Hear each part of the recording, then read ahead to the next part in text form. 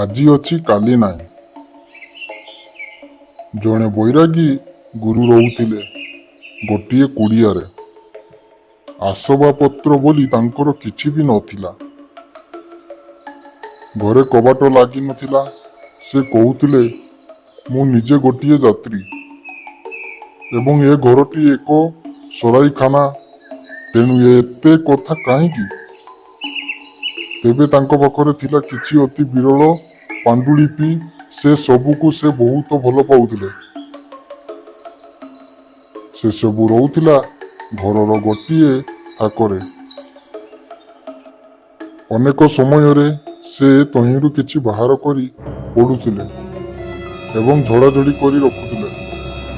ତାଙ୍କ ଶିଷ୍ୟମାନେ ପରସ୍ପର ଭିତରେ କଥା ହେଉଥିଲେ ଯେ ଗୁରୁଙ୍କର ଗୋଟିଏ ପାର୍ଥିବ ଆକର୍ଷଣ ରହିଛି।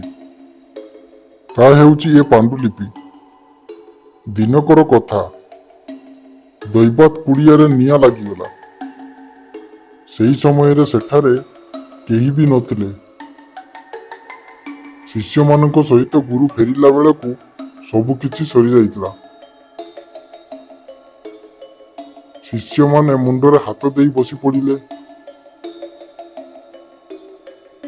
କିନ୍ତୁ ଯେମିତି କିଛି ହୋଇନାହିଁ ସେମିତି ଆଚରଣ କରି ଗୁରୁ ଆଉ ଗୋଟିଏ କୁଡ଼ିଆ ତିଆରି କରିବା ଲାଗି କାମ ଆରମ୍ଭ କଲେ।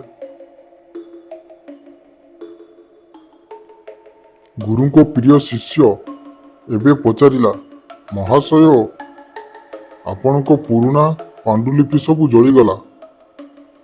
ଆପଣଙ୍କ ମନରେ କଷ୍ଟ ଆସୁନାହିଁ? ଗୁରୁ କହିଲେ,